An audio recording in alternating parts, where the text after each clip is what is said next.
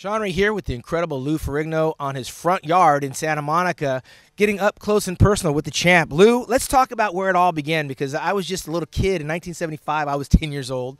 But you got started at a very young age lifting weights, and for those that don't know who you are, let's bring them up to speed. How old were you when you started working out? Shawn, I began about 12 years old. That's when I got into some weight training to learn how to utilize different exercises, about 12 and a half. So you're talking about 54 years ago. When did you get bit by the bodybuilding bug? Because I know I started lifting weights for football, and it took about another year before I actually discovered what bodybuilding was. What was it that triggered that I want to be a bodybuilder? Well, reading these muscle magazines all these years and working out in the gym, I realized about the age of like 18, 19, I had this passion, this desire to compete. A lot of friends of mine laughed at me because at the time I had skinny legs, I had a nice arm and a small chest.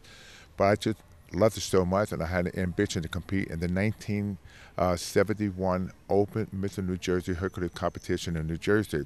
And I remember when I first competed in my first contest, I came 23rd place. Were you tall? Yeah, I was tall. I remember I stepped on stage, flashbulbs were going off, people clapping, and I said to myself, this is great instant gratification. I really like it. So from that point on, everything I placed higher and higher. So at some point you saw somebody that you wanted to look like that's the goal. Who was that, and when was that in your career? In 1973, I competed in the AAU Teenage America. And guess who was in the competition with me? Mike Menser and Ray Menser. Wow, the brothers. And Mike, as a matter of fact, took several body parts awards, and he came second place. And Mike looked at me, he said, another Arnold Schwarzenegger on the rise. I said, thanks, Mike. So I remember, and I said to myself, I'm going to continue this because being with Mike Menser and Ray Menser, it gave me this motivation to want to compete and continue my career. So then you finally compete, you start to learn your body, you start to fill out, and suddenly you wind up on what, the Universe stage or the America stage? Where was the big impact for you? The big impact was I won the Teenage Eastern America, then I won the Teenage America of 19. Then I realized I had to focus more on my legs, other body parts to have a balanced physique. Then after that I came second to, I think it was Bill Grant. Back in 1972, I was a WBBG dinner competition, but then the age of 21, I was the youngest person to win the IFBB Mr. Universe in Geneva, Switzerland, because I trained like a mother. How did you find your way to the Mr. Olympia stage? Because my first experience with you, Lou, was obviously Pumping Iron, which is an iconic movie. Where were you? How did that come to you? And what do you make of that in terms of where you were in your career? That was back in like 69, 70. At the time Schwarzenegger won. I used to watch Olympia win the Mr. Olympia 3 times. And I realized that I want to compete in the Mr. Olympia competition. So in 1973, when I won the IFBB Mr. America, then I won the Mr. Universe 6 weeks later.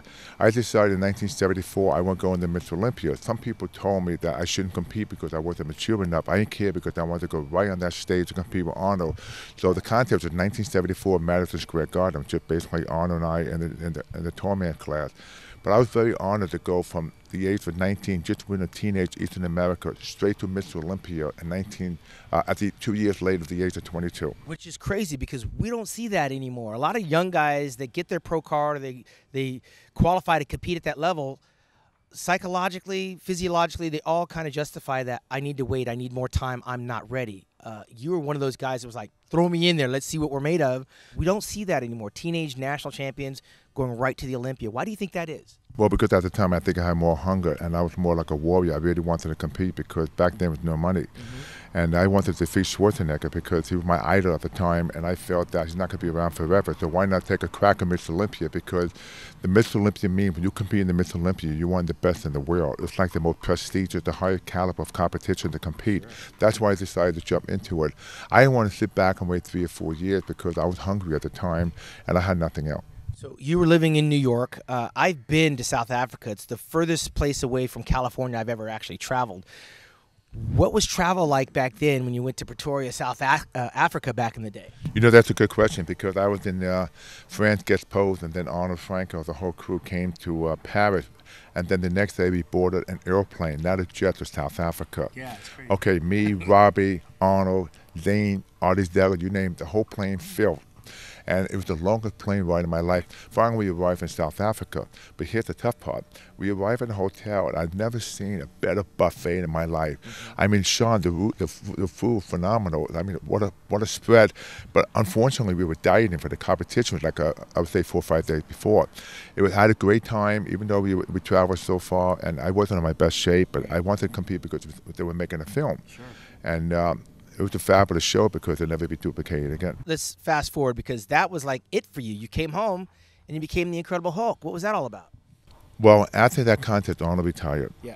And then I was planning to train for the 1977 Miss Olympia. So about 6 weeks before, I received a phone call. I went down for the audition for the Hulk. And I won the audition. But I said, okay, here's the big question. I went to see Joe the next day. Joe, I said, I have some bad news. I'm kind of very nervous. They offered me the pilot of the Hulk, but I don't know if I could train for the competition, which I was slated to win, the Miss Olympia. But Joe said, compete next year. So I was elated because he was nice enough to let me take on the Incredible Hulk, because at the time the Hulk was the gambler with the pilot. Yeah. But then now, you know, everything became history. The Hulk became a pilot, went on for 5 years. I've done over like 30 films.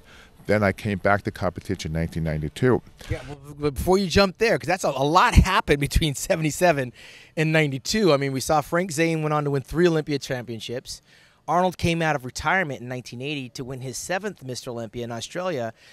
And now we have all of the 80s passing, and then we're into the 90s, and you're raising kids, and you're doing all the celebrity type stuff, and you were still only like 43 years old when you made the comeback? Well, at 42. So 17 years pass, and you decide, I'm going to do this again. I woke up one morning, I said, I want to compete one more time because I never reached my full potential. But at the same time, I'm looking at the magazine, I'm looking at you in the magazine, I'm looking at Dorian Yates, I'm saying to myself, man, these guys got striations in their butt, striations in the lower back. I mean, they look phenomenal. For me to beat these guys, I got to come in like at least 300 pounds or more. And I remember when I first competed with you guys, I was the oldest one in the competition. Yeah, 43 years young is not that old, but yeah. But what's interesting, if you take all of you guys now, go back and compete in the Olympia 25, 30 years ago, it wouldn't have been a joke, because look at the level of competition, how much has changed. Sure. So I was very nervous about it. So I remember I arrived in Helsinki, Finland. It was a long trip. I was dieting, and I was very nervous about posing because I haven't been on stage in 17 years. Right. It was a whole new experience. But I remember I had a great time, but I was disappointed because I came 12. Right. But I said to myself, that's okay, because it's the first comeback in 17 years. And look at the guys I'm competing with. Mm-hmm. And not to mention, I don't know if you know this, you beat Ronnie Coleman, who wound up becoming an 8-time Olympia. Ronnie Coleman was dead last in 1992. So you can lay claim to beating Ronnie Coleman. But that being said, we had a lot of depth in that field. And coming back after that long of a layoff at that age was something that was never heard of. What do you make of the evolution of bodybuilding? Has it gotten better, or in terms of quality?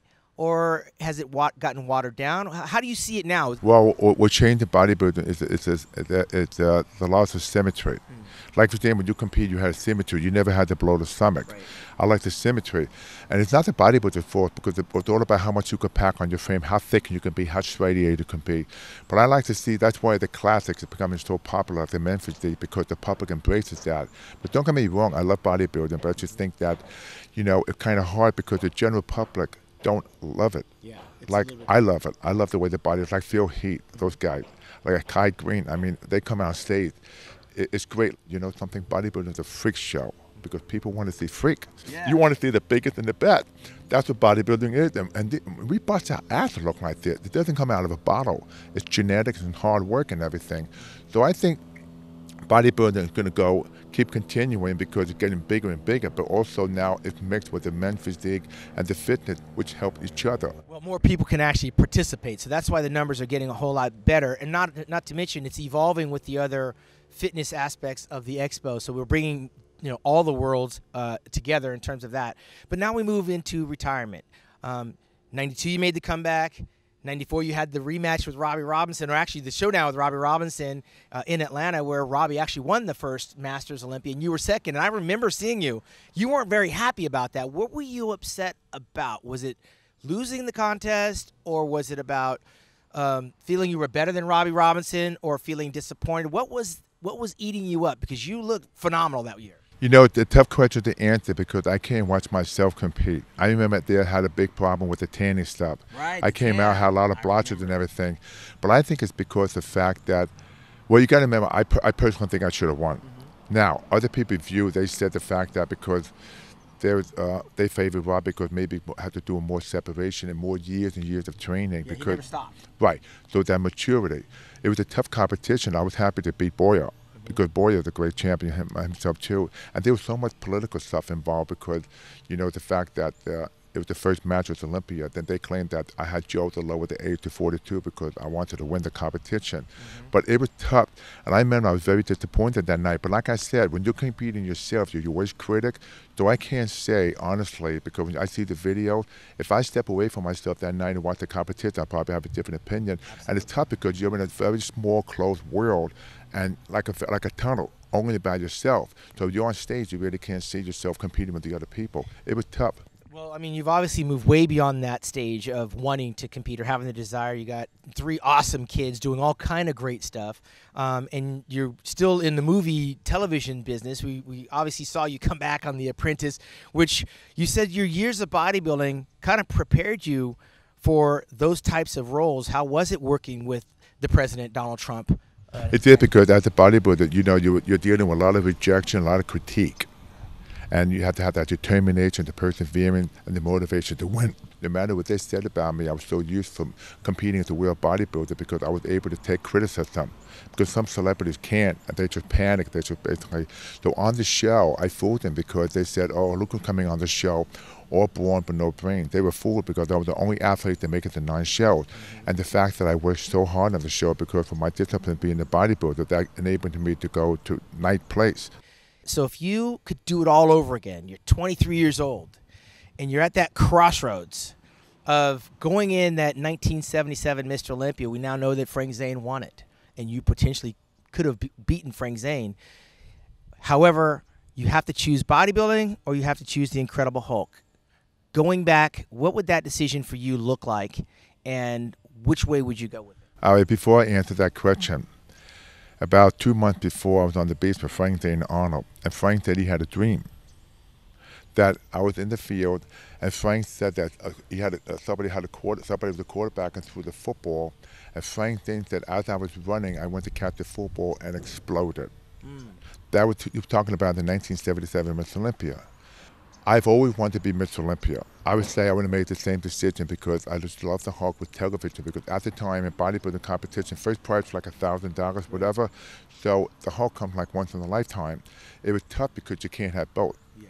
But today, when you talk about Lou Ferrigno and Arnold, were still the 2 biggest names, but I respect all the guys that won Miss Olympia. For once in my life, I would love to say I was Miss Olympia, but I could have had the opportunity, but that's the nation's way of having. Well, it seems like you made the right decision because here we are at the beautiful residence of the Incredible Hulk. I hope that brings a little bit more enlightenment to who Lou Ferrigno is, what he means to our industry, one of our last icons of the sport. Of course, Arnold is still there, and we've got Jim Mannion giving back to the sport. Make sure you join Lou Ferrigno November the 17th and 18th out in Palm Springs at the Ferrigno Legacy. And one thing I want to say is the fact that those guys on stage competing, the IFBB NPCs, those are the real athletes, and I commend everyone, and in my show and be there to congratulate everyone, and it's going to be a great competition, and just glad that the sport's growing, and thanks to you, Shawn Ray. All right, for the Incredible Hulk, Lou Ferrigno, I'm Shawn Ray, Generation Iron.